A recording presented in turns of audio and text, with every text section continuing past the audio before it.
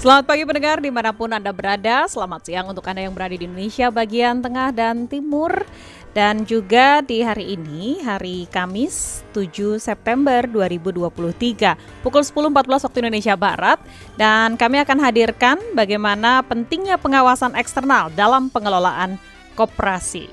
Kita tahu koperasi sebagai sokok guru perekonomian Indonesia saat ini seringkali dan juga cukup sering mendapatkan berbagai persoalan. Apa saja persoalan-persoalan tersebut dan bagaimana nantinya koperasi bisa tetap survive menjalankan tugasnya, menjalankan apa yang menjadi landasan koperasi sehingga mensejahterakan anggotanya. Kami akan hadirkan perbincangan yang sangat spesial karena narasumbernya hadir bersama saya. Di studio pagi hari ini adalah staf khusus Menteri Bidang Hukum, Pengawasan, Koperasi dan Pembiayaan dari Kementerian Koperasi dan UKM Republik Indonesia. Ada Pak Agus Santoso. Pak Agus, selamat pagi. Selamat pagi Mbak Risti dan selamat pagi juga kepada para pendengar RRI dimanapun Anda berada. Selamat datang kembali di RRI, sudah sering ya? Ya, terima kasih. Tapi baru bersama saya nih Pak Agus ya, kali ini ya kesempatannya. Ya. Pak Agus, kalau kita bicara koperasi sebagai sokok guru perekonomian, ini kan bisa dibilang sebuah landasan yang cukup kuat, cukup konkret dengan berbagai macam asas-asas koperasi. Tapi kalau realistisnya saat ini, seperti apa sih koperasi survive di Indonesia? Iya. Jadi kalau kita sebut soko guru, itu bukan berarti koperasi itu harus seperti konglomerat, malah bukan. Yang namanya soko guru itu artinya koperasi itu sebagai tempat usaha bersama, sebagai usaha yang bersifat kekeluargaan, tolong menolong, begitu. Ya. Ya, kalau dilihat keinginan masyarakat untuk berkoperasi di Indonesia ini relatif malah masih rendah. Kita itu indeksnya 10% dari masyarakat yang ikut berkoperasi. Sedangkan di rata-rata luar negeri itu bisa berkisar 15-16%. Oke, 10% ini kalau dihitung sekarang ini apakah generasi baby boomers atau generasi milenial atau gimana nih Pak sebenarnya pemahaman, persepsi mengenai koperasi saat ini? Iya, jadi kalau lihat, kalau saya di lapangan sih, kalau ketemu pengurus-pengurus itu kebanyakan boleh dibilang image-nya itu seperti yang sudah ompong, keriput, rambutnya putih gitu ya. Tapi sekarang dengan adanya kemajuan aplikasi ya, IT, digitalisasi, saya sudah melihat perubahan, artinya yang masuk ke dalam koperasi-koperasi digital dan sebagainya adalah anak-anak milenial. Jadi sudah cukup bagus dan bahkan anak-anak milenial ini di beberapa koperasi yang saya kunjungi itu malah membantu upaya untuk koperasi melompat ya, bukan hanya bergerak maju tapi sudah banyak lompatan-lompatan gara-gara anak-anak muda yang ikut serta dalam berpartisipasi di koperasi ini. Oke, kalau kita tadi menyinggung mengenai digitalisasi, tentunya sekarang koperasi basisnya bukan datang ke kantor koperasinya, tapi basisnya sudah aplikasi begitu ya. Berapa banyak sih yang bisa diserap sejauh ini dari pemanfaatan koperasi di Indonesia, Pak Agus? Nah, ini yang sekarang kita kalau lihat kemajuan digitalisasi ini luar biasa ya. Tetapi dalam kaitan koperasi ini kita sekarang nih harus berperang juga dengan yang namanya pinjol ilegal sebetulnya. Oke, ini karena lumayan kompetisinya lebih kuat bahkan ya pinjol ilegal ya. Iya, jadi ini ada beberapa ruang digitalisasi yang juga dimanfaatkan oleh mereka para pelaku yang di abu-abu ya. Artinya kalau saya bilang kejahatan juga bagaimana ya. Tapi ini bisa merugikan anak-anak muda karena kalau pinjol ilegal anak-anak muda terjebak. Anak-anak muda terjebak di pinjol ilegal dan kreditnya macet. Itu nanti mereka sulit untuk masuk ke sistem perbankan ke yang lebih formal ya.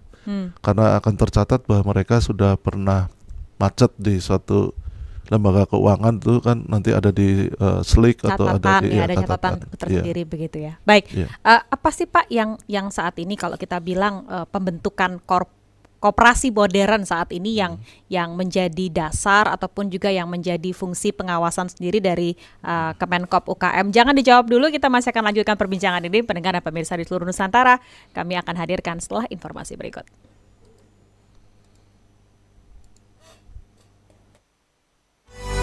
Catatan peristiwa. Peristiwa sejarah dunia pada tanggal 6 September, salah satunya mandar talaut pertama kalinya ditemukan di wilayah Indonesia pada 1996.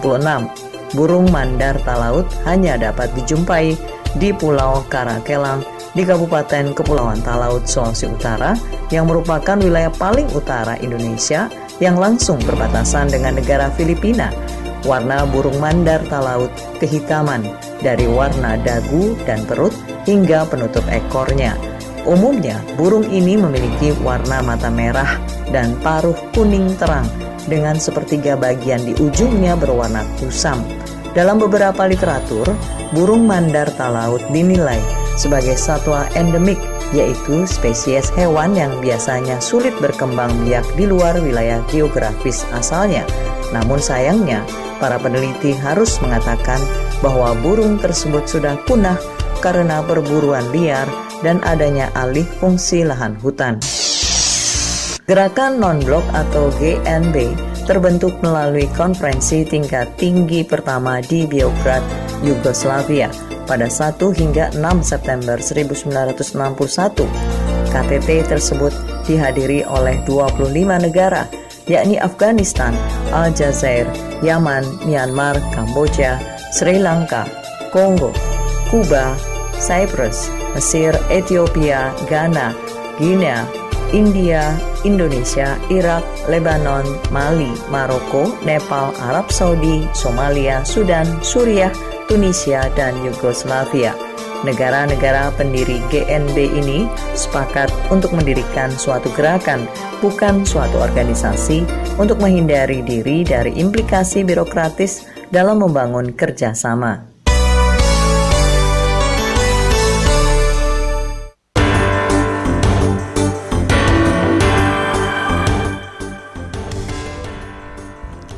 Terima kasih Anda masih bersama kami di Indonesia Menyapa Pagi, dan saya Risti masih menemani Anda bersama Bapak Agus Santoso, staf khusus Menteri Bidang Hukum, Pengawasan, Koperasi dan Pembiayaan dari Kementerian Koperasi dan UKM Republik Indonesia.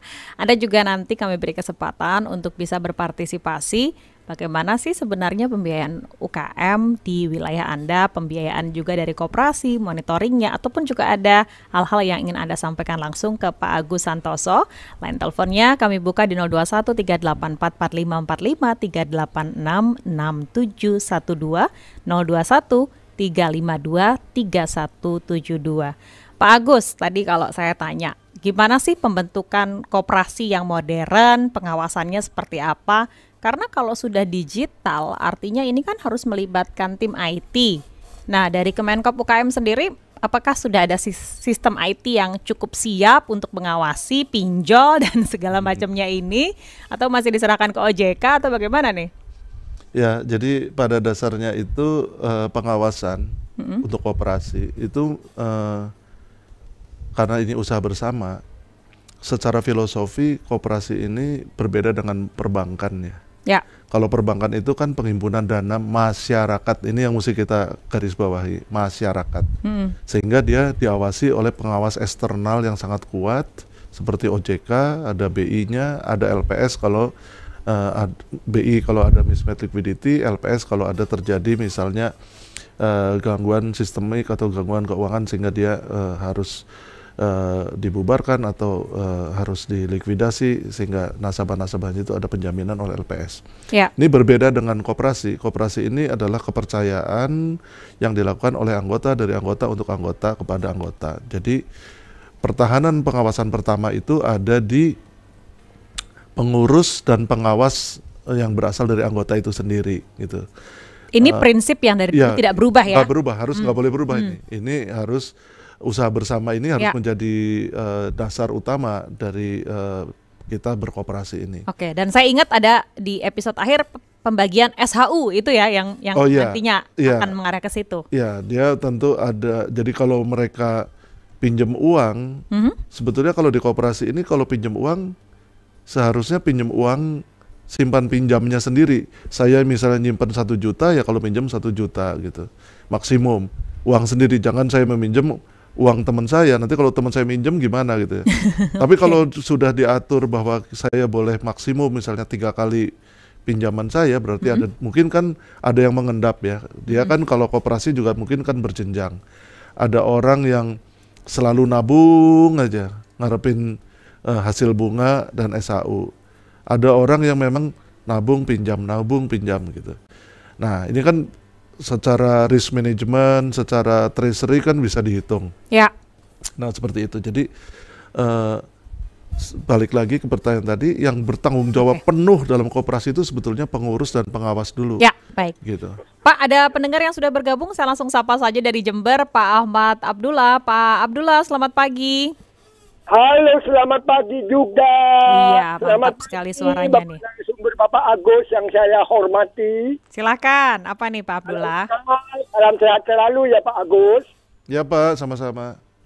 Begini Bapak Agus, di era global ini, di era digital, di zaman now ini ya, ini masalah ekonomi ya, ekonomi kalangan menengah ke bawah ya, itu sekarang masih carut marut ya, termasuk koperasinya yang ada di masyarakat, terutama koperasi legal apa itu ya, itu masih terbengkalai gitu. Ya, langsung pada pertanyaannya mungkin Pak Abdullah. Ke depan yang perlu dipersiapkan seperti apa supaya masyarakat sejahtera gitu. Biar betul-betul Indonesia maju. Terima kasih. Sekali di udara, tetap di udara. Terima kasih. Terima kasih Mbak Kristi. Salam sehat ya. Salam sehat. Terima kasih Pak Abdullah. Silahkan boleh langsung ditanggapi Pak. Ya Pak Abdullah, kita juga memahami bahwa kondisi saat ini belum seperti yang dicita-citakan kita, tapi pemerintah dan DPR sudah memahami hal ini. Saat ini pemerintah sudah mengajukan rancangan undang-undang RUU Perkoperasian yang baru ya, RUU Perkoperasian, yang mudah-mudahan bisa segera dibahas supaya bisa selesai di tahun ini. Kita harapkan seperti itu. Oke. Nah, diharapkan RUU Perkoperasian ini menjadi momentum kebangkitan baru. Apa yang sebenarnya menjadi poin utama kebangkitan dari koperasi di era digitalisasi, Pak Agus? Ya, artinya di undang-undang ini kita sudah memasukkan secara resmi payung hukum mengenai koperasi digital. Jadi kalau tadinya semuanya tuh harus manual, tanda tangan harus basah dan sebagainya ya. Sebagai alat bukti, maka sekarang digital ini juga sudah masuk, artinya bukan hanya ada di Undang-Undang ITE, tetapi akan masuk juga di Undang-Undang Perkoperasian. Kemudian kita ingin adanya penguatan pengawasan eksternal untuk koperasi-koperasi yang besar. Jadi kalau semula dalam Undang-Undang 2592 yang sekarang berlaku, pengawasan itu lebih diserahkan kepada pengurus dan pengawas, maka nanti di Undang-Undang yang baru untuk koperasi-koperasi besar akan dilakukan juga pengawasan eksternal. Nah, kalau dari sisi penguatan perkoperasiannya, apa yang mungkin menjadi salah satu persisnya program ke depan begitu, Pak Agus? Ya, untuk koperasi-koperasi besar yang anggotanya besar, ada satu terobosan yang sebagai penguatan kita meniru di perbankan, yaitu fit proper test untuk pengurus. Jadi kalau sekarang ini cuma dikawal oleh anggota sendiri saja, nanti juga akan dikawal oleh Kemenkop. Dalam hari ini ada proses fit and proper kepada calon pengurus. Kalau dia tidak fit dan tidak proper, tidak bisa masuk menjadi pengurus. Karena ini kita itu dari sisi persyaratan ya? Iya, dia mengelola uang anggota ya, kita uang yang cukup besar seperti itu.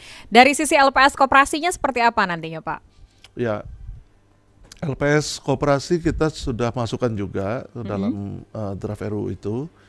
Bentuknya nanti kita masih tergantung dalam pembahasan dengan DPR nanti, apakah dalam bentuk APEX atau dalam bentuk LPS seperti LPS perbankan. Kalau APEX ini adalah sebetulnya sekarang sudah ada koperasi sekunder ya. Koperasi sekunder ini seperti holding membawahi beberapa koperasi, katakanlah membawahi 3, 4 sampai 5 koperasi punya holding grup ya. Lalu di situ ada koperasi sekundernya. Nah, cuma memang koperasi sekunder sekarang ini tidak menjamin likuiditas. Nah, nanti diharapkan ke depan koperasi sekunder ini mengurusi risiko likuiditas atau mismatch liquidity koperasi-koperasi primer yang di bawahnya. Kalau konsep yang lain yaitu LPS, ini adalah bentuk seperti di perbankan, koperasi-koperasi primer khususnya yang simpan pinjam mengiur ya, bayar iuran kepada LPS untuk karena LPS ini bentuknya risiko simpanan ya, sebetulnya deposit, sebetulnya kalau dalam bahasa Inggris ya deposit insurance scheme kan. Jadi mereka membayar uang premi kepada bulanan. LPS ya bulanan. Nah, untuk mengcover risiko apabila ada mismatch liquidity yang terkena oleh koperasi-koperasi primer ini. Oke, artinya secara mekanisme dan sistem ini sudah dipikirkan sampai sejauh itu. Tapi apa yang membuat pemahaman secara koperasi terbaru ini masih berjalan kayaknya sangat pelan ya, Pak Agus, bisa dibilang demikian atau malah sebaliknya? Jangan dijawab dulu Pak Agus, kita masih lanjutkan perbincangan ini setelah Oase yang berikut ini.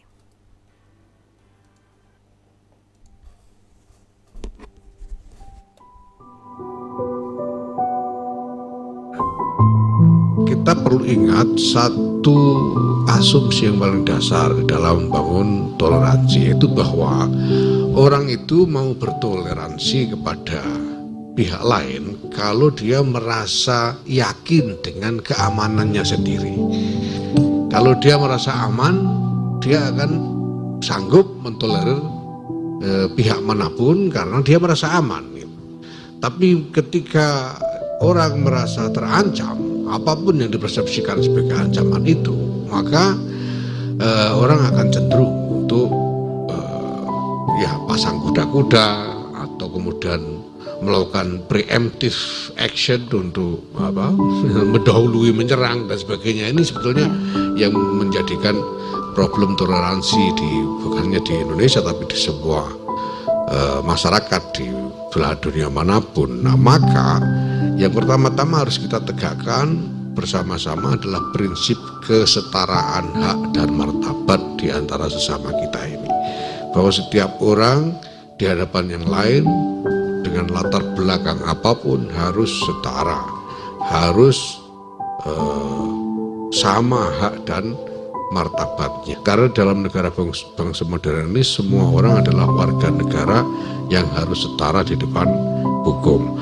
Dengan dasar itulah, dasar keyakinan kesetaraan, jaminan hukum bahwa semua orang setara itu, kita bisa membangun toleransi yang lebih jujur di antara kita, yang bukan hanya sekedar lip service, tapi sungguh-sungguh jujur dari hati karena kita semua masing-masing merasa aman, tidak terancam oleh dominasi atau oleh gangguan dari pihak lain. Kiai Haji Yahya Khalil Stakuf, Ketua Pengurus Besar Nahdlatul Ulama untuk Oase Indonesia. Indonesia Menyapa Pagi.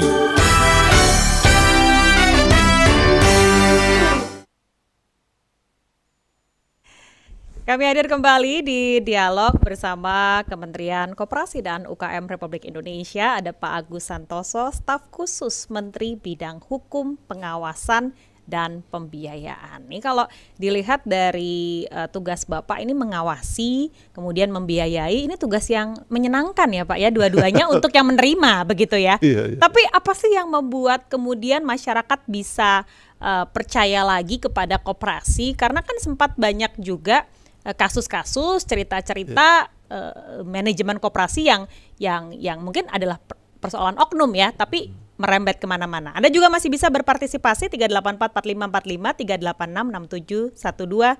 Kami nantikan pertanyaan atau jawab komentar Anda. Silakan Pak Agus.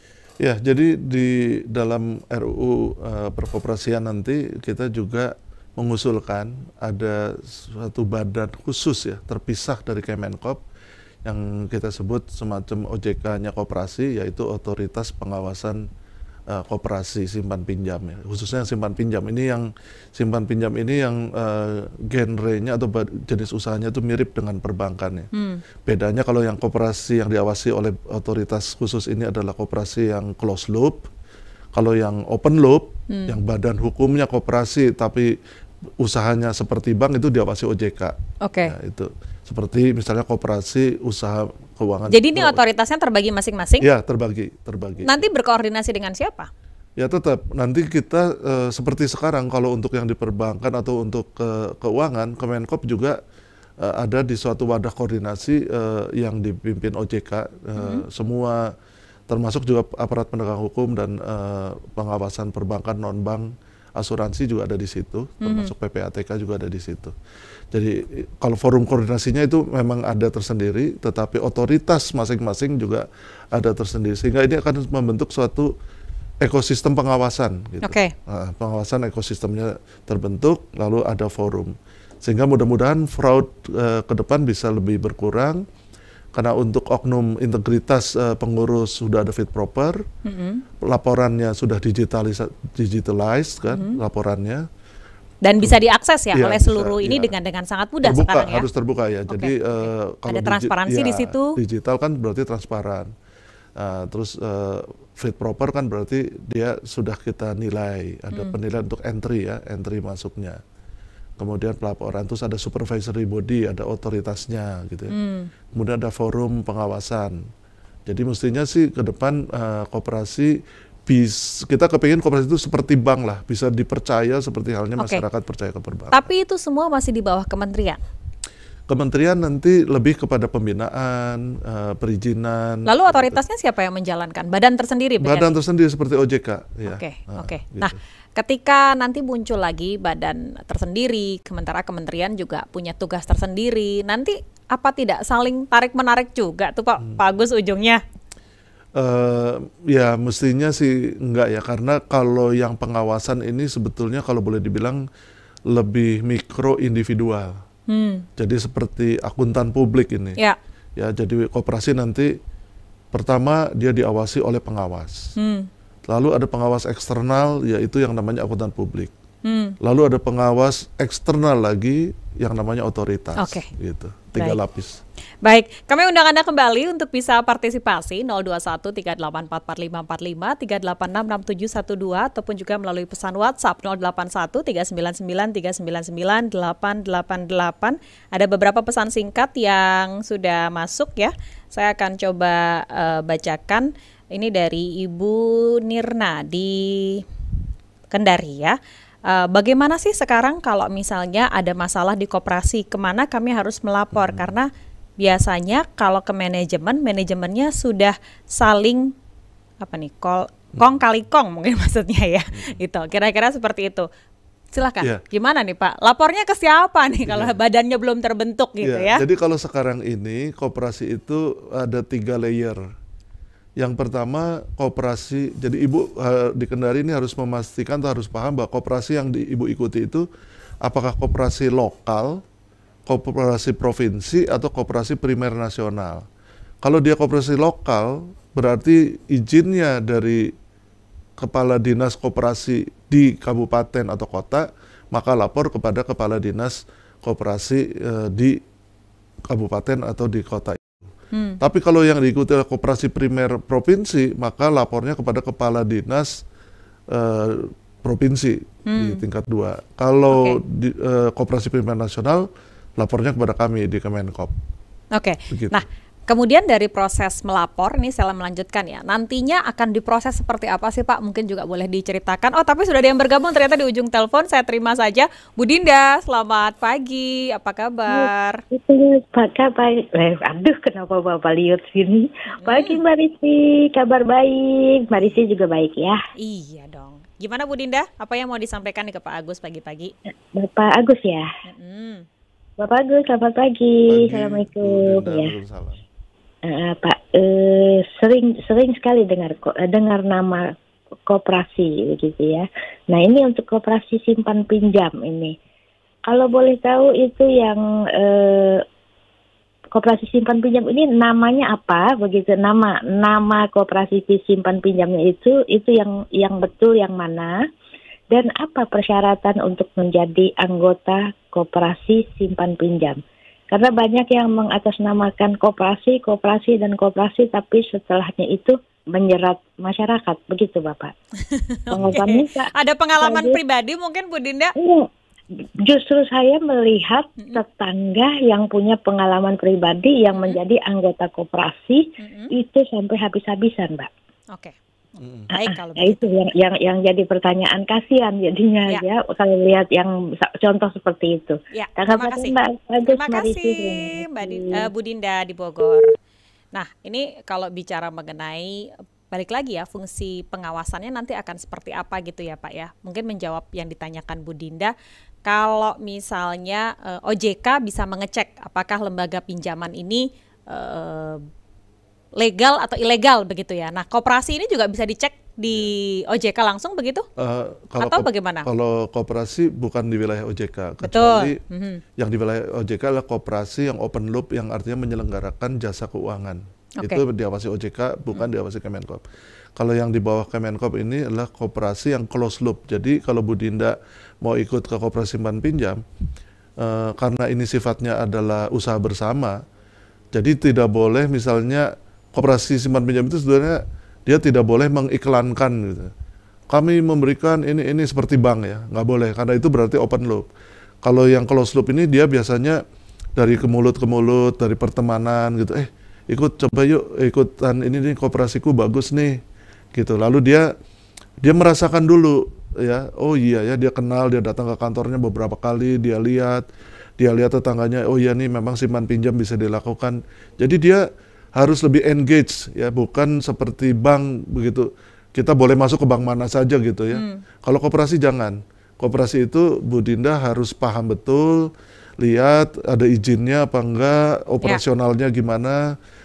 Coba dites beberapa kali, ikuti tetangga atau ikuti saudara yang merekomendasikan itu, betul enggak itu simpan pinjamnya baik, membayar hasil bagi hasil, bisa memberikan pinjaman segera kalau ada kebutuhan mendesak, seperti itu. Kalau sudah nyaman dengan koperasi itu baru boleh ikut. Jadi koperasi bukan berusaha itu bukan berdasarkan marketing. Kalau berdasarkan marketing itu sebetulnya bukan koperasi, tapi koperasi lebih kepada usaha bersama. Kita harus tahu dan kita harus nyaman ketika kita berada di lingkungan koperasi. Kantornya mestinya beda. Kalau koperasi itu mestinya ada tempat ngumpulnya gitu, karena utamanya itu adalah edukasi kalau koperasi itu. Ya lain seperti bank langsung ketemu CS ya, customer service. Tinggal mendaftar begitu ya. Tapi koperasi tadi balik lagi ya, ke ikatannya, engagementnya ya. Engagement. Kalau nggak ada engagement yang kita kira-kira kita nggak cocok, jangan. Nah, kita kan nggak ingin ibaratnya kalau pohon itu menjadi koperasi bonsai begitu ya, Pak Agus ya. Tapi lebih kepada playing field yang luas bagi perkembangan koperasi sendiri.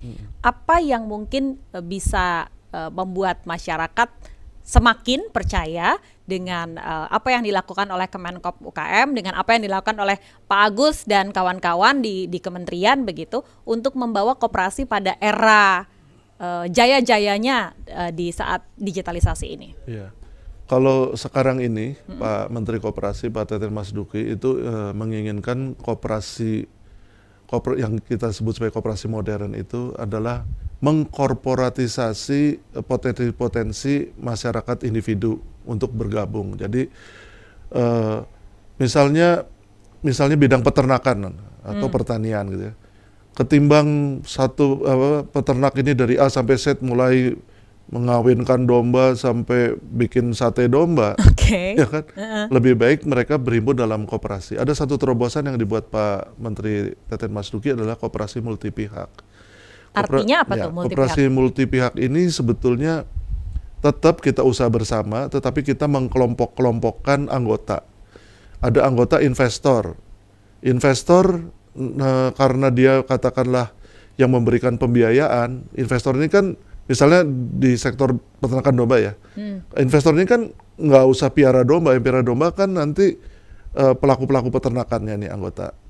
Nah, anggota yang investor ini kan naruh uang. Ya. Nah, misalnya dia dapat suara itu, karena dia investor, dia dapat suara 40%. Oke.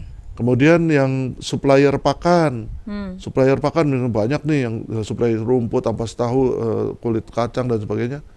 Katakanlah ini dapat suara 20%.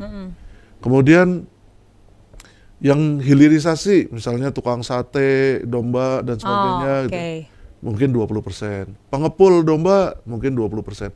Peternaknya sendiri mungkin 20%, seperti itu. Jadi hulu dan hilirnya di satu pintu ya? Ya, jadi ekosistem, koperasi ini langsung ekosistem satu pintu. Jadi kita nggak bingung lagi, udah miara mau jual kemana. Oke, gitu. di situ poinnya. Iya. Ada Bu Sandra di Sidoarjo, saya langsung sapa. Bu Sandra, selamat pagi. Halo, selamat pagi. Assalamualaikum. Waalaikumsalam warahmatullahi wabarakatuh. Bu Sandra, boleh minta bantuannya nggak, radionya dikecilkan sedikit? Oh iya, ini biar udah kecilin banget tuh. Oke. Memang merdu mungkin suaranya Bu Sandra ya. Silakan, apa yang mau disampaikan ke Pak Agus? Oke, terima kasih. Ini sudah kecilin, jauh. Ya. Oke, pertanyaan saya gini. Kalau untuk kooperasi seperti yang dijalankan ini, itu kan apakah dalam ini kan misalnya saya punya misalnya pertanian nih, saya punya ini padi apa bisa dimasukin ke situ untuk mengajukan pinjaman sehingga ada modal untuk pupuk yang kekurangan, yang saya kekurangan modal untuk membeli pupuk untuk penambahan modal seperti itu, gitu kan. Itu pertanyaan saya di sini adalah itu tuh bagaimana seperti itu, apakah sama? Sedangkan kalau kita di PKK itu kan ada simpan pinjam juga. Gitu kan, ada simpan pinjam di mana membantu dari anggota kembali ke anggota. Nah, dalam hal ini pertanyaan saya, apakah dalam hal ini ada pantauan atau survei untuk setiap PKK yang ada di perumahan atau dimanapun juga bekerja sama untuk balance modal sehingga kami di perumahan juga bisa membantu usaha-usaha kami lah, para ibu-ibu. Banyaklah yang kami juga punya grup-grup seperti itu, juga kami juga membutuhkan modal. Nah, untuk dalam hal ini kan yang ingin saya tanyakan, berapa persen itu, berapa kalinya itu pembayaran, pembatasannya, persyaratannya seperti itu. Terima kasih. Iya, Bu Sandra. Silahkan, langsung saja, ini masalah modal nih. Balik lagi nih Pak. Ya Bu Sandra, kalau simpan pinjam di PKK itu kita sebutnya sebagai simpan pinjam informal ya, karena memang yang di PKK itu kan tidak ada badan hukumnya. Nah, kalau mau besar itu yang petani-petani yang bergabung bersama Ibu di PKK itu bikin koperasi, Bu. Bikin badan hukum ya. Jadi dari informal pindah naik kelas menjadi formal. Dari yang tidak ada badan hukum menjadi badan hukum, misalnya badan hukum koperasi. Nah, badan hukum koperasi ini tidak usah Ibu bikin badan hukum koperasi simpan pinjam. Ibu badan hukumnya bisa koperasi produsen karena memproduksi padi, atau badan hukumnya koperasi pemasaran karena mungkin nanti memasarkan beras. Simpan pinjamnya bisa di unit saja sebagai unit simpan pinjam. Nanti kalau Ibu sudah tertib berkoperasi, ya Ibu ini sekarang mendirikan koperasi cukup 9 orang ya Bu ya. 9 orang sebagai founder, dulu kan 20, sekarang udah berubah. Cukup 9 orang sebagai pendiri atau founder, nanti bisa nambah-nambah anggota. Yang penting yang pendirinya satu visi dulu, nanti anggota lain bisa ikut nyusul ya. Nah, nanti kalau sudah tertib berkoperasi, sudah melakukan RAT, sudah membagi SHU, Ibu bisa mengajukan pinjaman modal kerja ke LPDB, Lembaga Pembiayaan Dana Bergulir. Ibu bisa googling tuh, Lembaga Pembiayaan Dana Bergulir, LPDB, coba lihat di Google. Nah, nanti Ibu bisa mengajukan permohonan pembiayaan misalnya berapa. Tapi ini adalah alokasian APBN ya Bu ya. Bunganya murah, kalau untuk pangan berkisar antara 3% sampai 5%, nanti tergantung LPDB. Tapi harus ada jaminan gitu. Nah, itu bisa besar sekali, ngasih pinjaman sampai 250 miliar, tapi kita nggak usah ngomong begitu ya, kita anggap aja sesuai kebutuhan.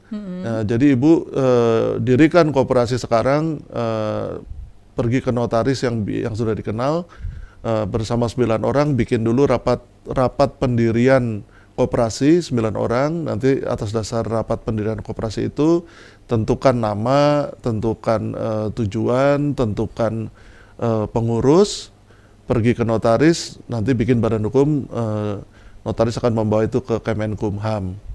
Sudah itu ibu ikuti tata tertib berkoperasi. Kalau minta dibina, kalau ibu di Sidoarjo cukup ibu bikinnya koperasi lokal saja. Koperasi di Sidoarjo saja, minta pembinaan kepala dinas koperasi di Kabupaten Sidoarjo saja. Nah mudah-mudahan ini bisa membantu. Pak Agus, mungkin pesan terakhir bagi masyarakat supaya kembali koperasi menjadi soko guru ekonomi. Silakan. Kepada para pelaku UMKM, kita tidak mungkin bisa membesarkan usaha kita bila kita sendiri-sendiri.